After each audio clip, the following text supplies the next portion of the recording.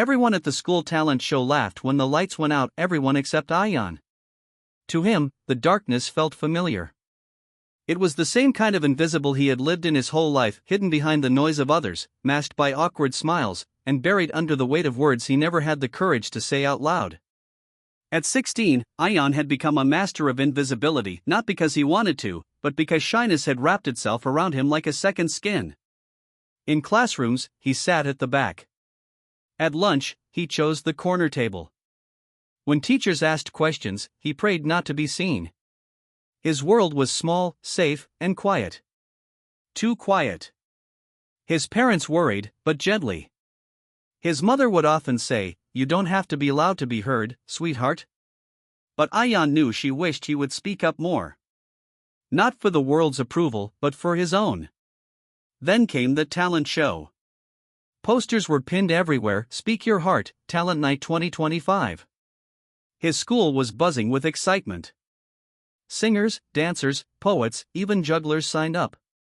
Ayaan watched from the shadows as his best friend, Ria, scrawled her name under the spoken word poetry slot. "You should join," she said, nudging him. Ayaan laughed nervously. "I can barely introduce myself in class." Ria looked at him with a smile that said she saw something he didn't. "Then maybe it's time you introduced yourself to yourself." He didn't reply. But that night, something lingered in his chest, a soft ache. Not of pain, but of possibility. He opened a notebook and wrote, "I am the whisper that no one hears. But inside me lives a roar. Not to drown others out. Just to stop hiding from my own echo." He didn't plan to show it to anyone. He just needed to let it out. But Ria saw the notebook one afternoon and read the poem aloud, her voice breaking by the last line. "This is powerful, Ayaan." He shook his head. "It's nothing. It's you," she said. "And that's everything." She signed him up. Without asking. At first, Ayaan was furious. But that anger melted into fear, then into something even scarier, hope. For 2 weeks, he practiced alone in his room. Over and over, he read the lines. He learned not just the words, but the emotions buried in them. Each line peeled away a layer of fear, each verse stitched confidence into the places where silence had lived too long. The night of the show arrived. Backstage, he could barely breathe. His hands trembled. His heart felt like a drum in a thunderstorm. He watched the others perform, some brilliant, some nervous, all brave. Then his name was called. He froze. The stage lights looked like suns. The microphone, a mountain. But then he saw Ria in the front row. She smiled and nodded once, slowly, like a promise. He stepped forward. The first word stuck. The second came with a crack. But then, something shifted. He wasn't reading a poem. He was telling his truth. "I am the whisper you walk past in hallways. The answer that never reaches the air. But I am learning, slowly. That silence isn't strength. When it's born from fear." A hush fell over the crowd.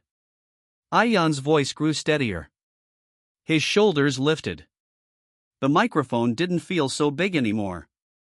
By the final line, his voice was clear, bold, and finally his own. "So here I am, not shouting, not screaming. Just standing, speaking. And finally, being seen." The audience erupted. Not in the kind of cheer you hear at concerts. But in something quieter, deeper, respect. They saw him. And more importantly, he saw himself. After the show, dozens of students came up to him. "I feel the same way. That was beautiful. You gave me courage." A shy boy who once wished to disappear had become a voice others needed. That night, Ayaan didn't become the loudest in the room. He didn't need to. He became real. Not the boy in the back of the class, not the one afraid to speak, but the one who learned that courage isn't the absence of fear. It's the decision to speak, even when your voice shakes. And from that moment on, Ayaan kept speaking, not always loudly, but always honestly. Because when you find your voice, you find your power. Moral: confidence isn't about being the loudest in the room, it's about being brave enough to be yourself.